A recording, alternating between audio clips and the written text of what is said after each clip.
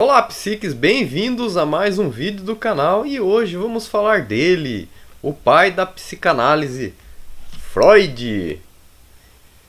Freud foi um pioneiro, um inovador numa época que existiam problemas mentais conhecidos como histeria, né? Eles achavam que, principalmente focado em mulheres, né? Eles achavam que tinham a ver com o útero. Tanto é que todas as teorias anteriores, coisas absurdas que eles faziam para fazer esses tratamentos, vou falar delas para alguns de vocês. É, esterilizar o clitóris, cortar o clitóris fora. Outras técnicas usadas para tratar a histeria era masturbação, por mais estranho que fosse. Né? Isso parecia que aliviava os sintomas temporariamente, mas depois a histeria, né, que é um estado mental, voltava. Né? O fato de você ter um orgasmo diminuiria talvez uma tensão física momentânea, mas depois a tensão mental sobrecarregava de novo o sistema e a histeria voltava. Tanto é que um dos tratamentos da época, além da masturbação manual que os médicos faziam nas mulheres, um dos médicos não estavam aguentando mais, por causa que ele tinha dores na mão, ele inventou lá o dildo, lá, o masturbador feminino. Então foi inventado nessa época aí para meios medicinais, assim por dizer, assim, para tratamentos, né?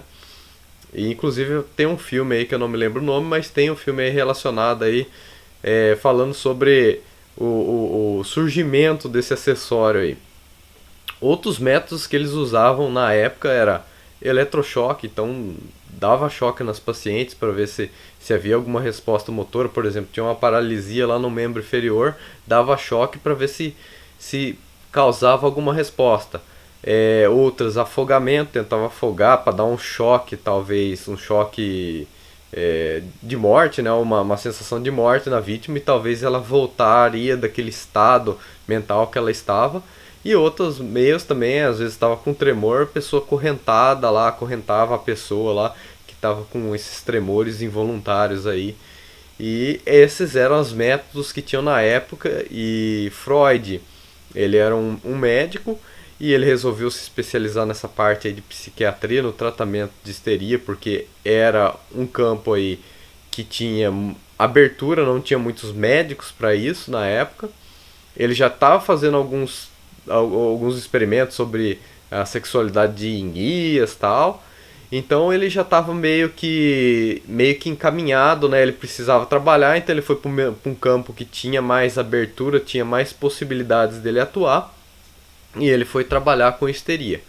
Enquanto ele ainda estudava, via as formas de tratamento que eram usadas, essas formas que eu citei aí inicialmente, ele achava um absurdo que aquilo lá, e ele inconscientemente, instintivamente achava que tinha alguma outra solução, tinha um outro porquê daquelas causas dessa doença aí, da histeria. E então daí ele vai para a França como tradutor, para conhecer, ele queria conhecer o Charcot, que era um hipnotizador muito famoso na época, e ele foi lá como tradutor. Você vê que ele já teve dificuldades aí em conseguir, né, sair da onde ele estava. Ele teve que ir como tradutor, não como tipo um pesquisador ou como um médico ali para atuar. Ele foi lá como tradutor, mas com isso ele teve contato com a técnica de hipnotismo do Charcot. E aí o Charcot começou a vislumbrar que tinha uma parte da mente, que essa parte da mente aí, sob hipnose, ela meio que diminuía, e com isso a histeria desaparecia momentaneamente. E o Freud ficou obsessivo com essa ideia. Tanto é que daí ele desde jovem, desde de criança, ele já anotava os sonhos dele. Então daí depois ele vai fazer a teoria lá da interpretação de sonhos, que é esse livro aqui que foi em 1900. O Freud ele nasceu em 1856, né? Então já foi bastante tempo depois aí, que ele foi 44 anos depois que ele escreveu o primeiro livro. Então daí vocês vê o tanto de tempo. E as coisas que ele falava, assim, os artigos que ele publicava, na época dele eram tabus. Então você imagine, você fala de complexo de Édipo, que o filho tem ciúme do pai, e ele deseja, entre aspas, a mãe e tem um desejo de matar o pai. Vocês vê que muita gente ainda hoje tem preconceitos a respeito de Freud porque ele acha que ele coloca sexo em tudo, né? É claro que tem alguns pensamentos de Freud que são ultrapassados, mas a contribuição dele para a parte de conteúdo é estudada até hoje porque realmente foi um avanço muito importante aí para a parte aí de psicologia, da parte de psicanálise, ele que inventou a psicanálise e também para a parte de psiquiatria, né? Então você pode ver que todas essas três áreas aí, elas têm uma contribuição muito grande de Freud. E as pessoas, os cientistas da época, tem alguns vídeos romantizados, logicamente, a respeito de Freud, mas os cientistas da época, os colegas dele, não aceitavam essa ideia. Imagine a criança sentir sexualidade para a mãe, mas não é na forma sexualidade adulta que nós entendemos hoje. Então por isso que muita gente atualmente ainda tem uma crítica forte a Freud por causa disso, porque eles imaginam como se fosse uma sexualidade adulta. E na verdade, desde que a criança nasce, ela tem sexualidade, ela tem o instinto na libido de, por exemplo, de sugar. Tá? Então a área erógena da criança é sucção. Isso não tem nada a ver com a sexualidade adulta. Tá? Isso aí vai ser formado muito posteriormente. Daí depois tem a fase anal, que daí a criança ela controla as excreções que saem do corpo dela. Então as fezes, a urina. Então ela fica meio que, ou ela segura, ou ela solta, e ela vê aquilo lá como um prêmio que ela dá para os pais, né? O cocô, o xixi. Né? Daí depois tem a fase fálica, que ela vai ver a diferenciação entre o masculino e o feminino, e assim por diante. Então, essa seria assim a questão da sexualidade, seria uma sexualidade diferenciada do adulto. Muitas críticas atualmente, não, Freud enxerga sexo em tudo. Freud enxerga sexo na criança. Imagine isso para essa época aí, final do século XIX, começo do século XX, você colocar essas ideias para o público, que era um tabu para a época, né? A questão sexual era um tabu para a época, apesar daqueles tratamentos bizarros lá que eu falei para vocês, né? A histérica vai no consultório para ser masturbada pelo médico, né? Então, mas mesmo assim tem muitos tabus na época nessa questão, principalmente aí de falar de sexualidade das crianças. Então ele teve que vencer muitas barreiras, né? Ele era judeu, então já tinha uma perseguição desde de sempre, tem uma perseguição em cima dos judeus, então já tinha uma perseguição a respeito das ideias dele, ainda mais ele sendo judeu, tinha mais perseguição ainda. E daí depois ainda ele viu a Primeira Guerra Mundial, ele viu a maldade, a perversidade, né? Esse impulso do homem querer matar outro homem, o impulso de morte, né? Que é o Thanatos, ou Thanos, né? A versão Marvel aí, que é o impulso de morte. Então todas essas coisas vocês vão vendo que tem todos esse andamento dos acontecimentos também tem relação com o desenvolvimento das teorias dele, que muito contribuíram aí para a psicanálise.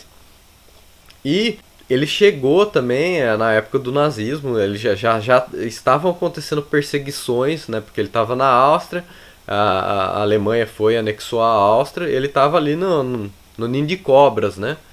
E tanto é que daí a Gestapo pegou a filha dele, a Ana, e daí depois que libertaram ela, eles conseguiram fugir para os Estados Unidos, mas pouco tempo depois Freud morreu, ele morreu em 1939, como está escrito aqui no livro. Graças, talvez, né, ele morreu graças a um câncer, mas felizmente ele não viu as atrocidades que foram causadas contra o povo dele na Segunda Guerra Mundial. Ele perdeu as irmãs nessa guerra aí. Então, se vocês verem, ele estava com 80 e alguns anos, aí ele estava bem velho, ele estava bem debilitado porque o câncer da boca dele tinha voltado, e ele acabou morrendo em 1939, não vendo as barbaridades que talvez ele teria uma nova teoria a respeito disso, mas ele já tinha alguma, como ele já viu a escalada do nazismo, né, da massificação, dessa cultura de morte, né, ele já tinha teorizado isso aí e ele estava vendo isso acontecer, né, que realmente é muito traumático e muito desanimador também, não dá, né, acredito eu que o instinto de morte dele estava muito forte nessa época também. Então Freud foi um pioneiro, né? Um pioneiro, ele fez basicamente, desenvolveu toda a teoria a respeito aí do inconsciente. Os filósofos tinham uma ideia, né? Naquele mito da caverna de Platão, tinha uma ideia assim, olha, você enxerga, aquilo que você enxerga não é a realidade.